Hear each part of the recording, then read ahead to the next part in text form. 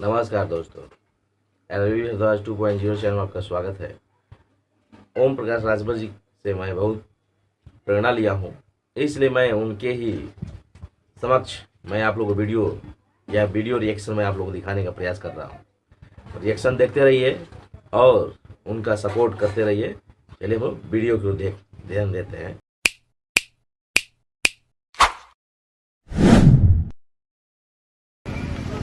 तो विरोधियों को लगा कि अब तो मंत्री भी बन गया, एमएलसी भी बना दिया, अब नंबर सांसद का आया है।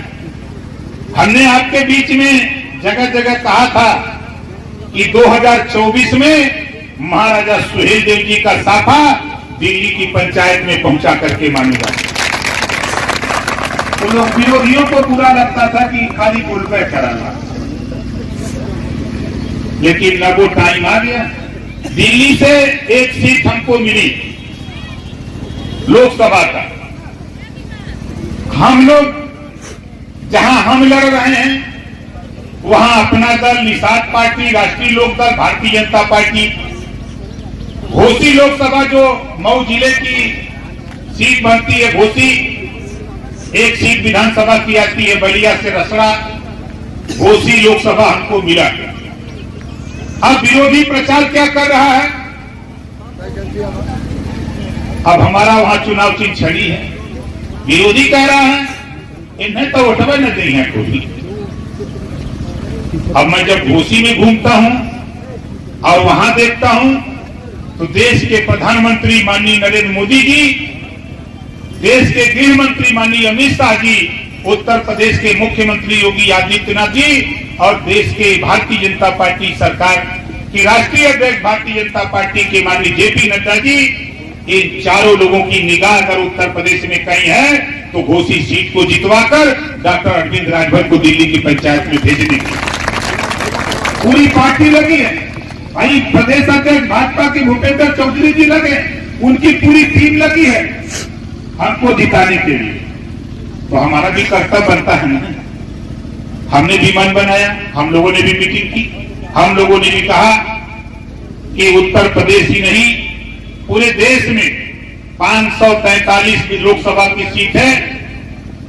543 सीटों पर जहां जहां हमारे लोग हैं, सभी लोग जहां अपना दल चुनाव लड़ रहा है वहां अपना दल के प्रत्याशी को, जो भी सिंबल उनका है, जो निषाद पार्टी के प्रत्याशी लड़ रहे हैं उनको, और जो राष्ट्रीय लोकदल के प्रत्याशी और भारतीय जनता पार्टी, सबको जो जहां लड़ रहा उसके चुनाव चिन्ह पर, उसके निशान पर हमको आपको वोट देना है।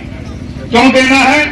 आप यहां कमल के फूल पर देंगे तो ये हमारे एनडीए के साथी घोसी में छड़ी पर वोट देंगे। सोच लो, विरोधी क्या कहेगा? हिया वोट देगा तो हुआ का होई। उनसे कह दिया कि जब हिया दे तो हुआ मिली ही। बोला सही कहती गलत कहते? तो विरोधी लोगों का देश समय जबान बंद, कहीं बदे बंद हो।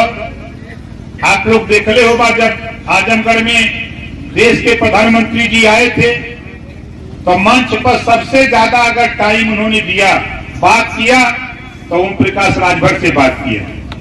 बोलो सही है कि गलत है? आपने टीवी, अखबार, सोशल मीडिया में देखा। कल मैं मेरठ में था, दिल्ली के पास। कल कार्यक्रम प्रधानमंत्री जी का मुख्यमंत्री जी के साथ कल मेरठ में कार्यक्रम था।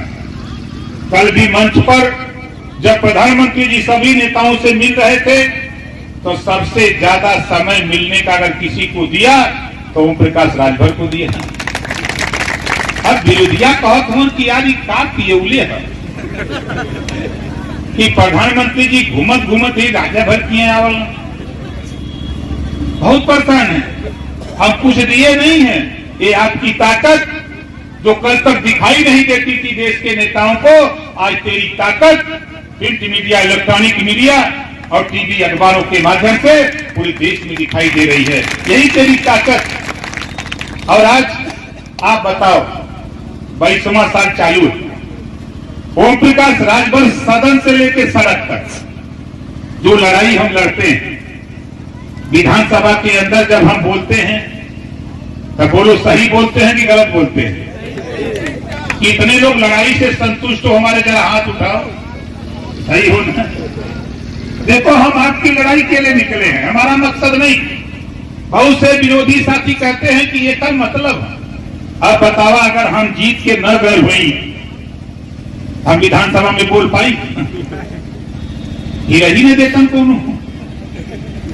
जब मुआ जाके बोला थे तो कुल के पिराता विरोधी के। अब बतावा जो मामला हो अनुसूचित जनजाति में शामिल करे तो भर राजभर जाति कहो, ये मामला सदन के अंदर लड़ाई हुई कि पोखरी में हुई?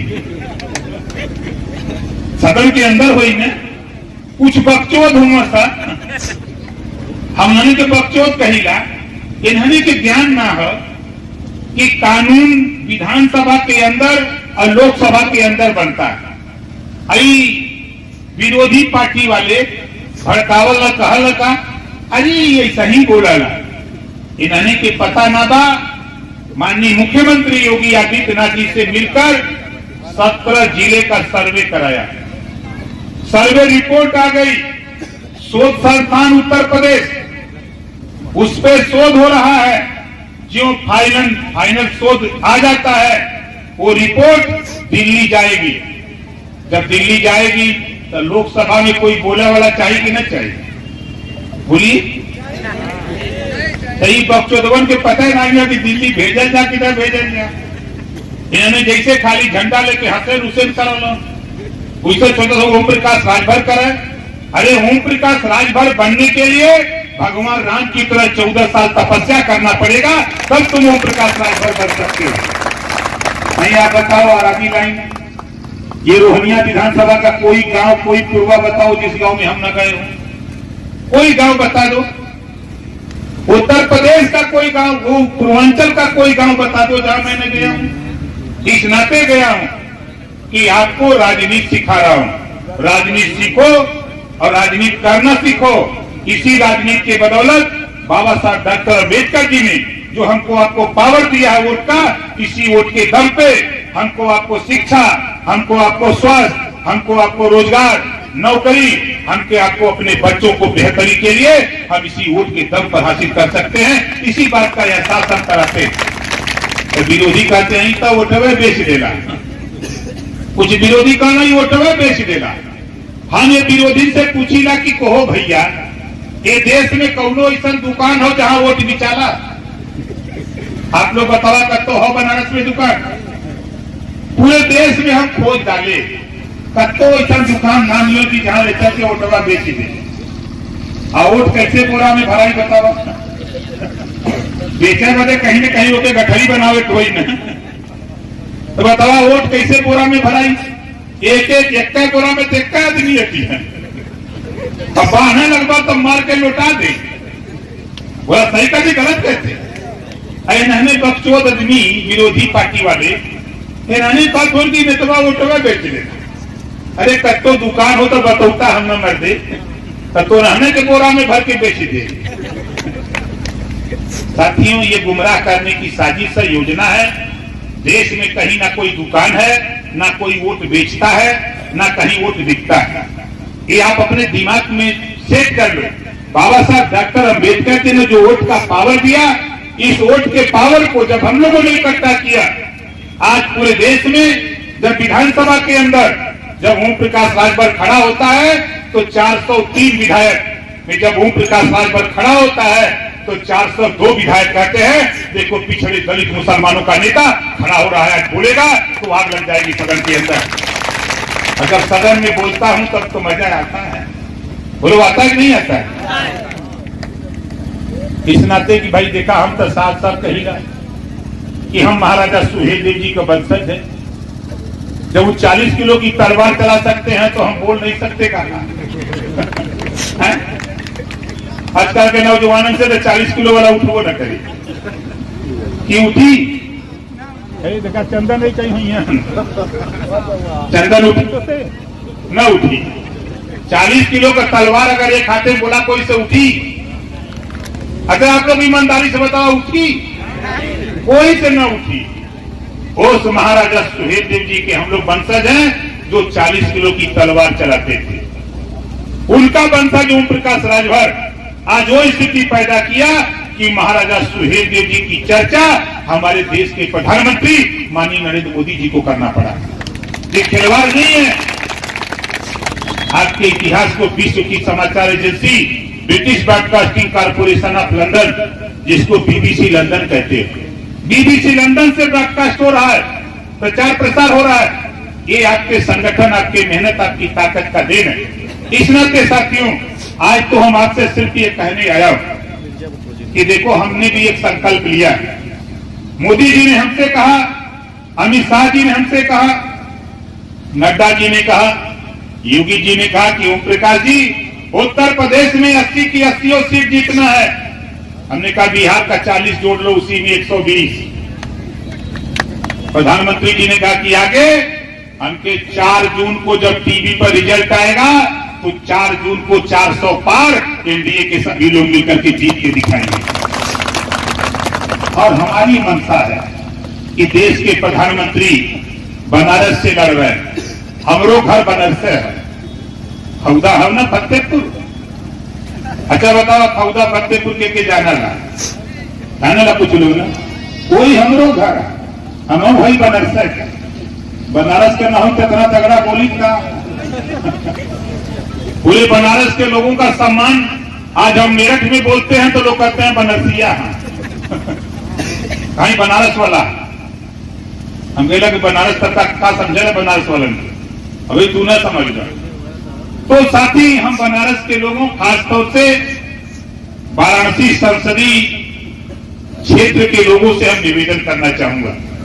हमारी मंशा है कि 543 लोकसभा सीटों का चुनाव हो रहा है। 4 तारीख को जब रिजल्ट आवे तो सबसे ज्यादा वोट से देश में कोई चुनाव जीते तो माननीय नरेंद्र मोदी जी चुनाव जीते।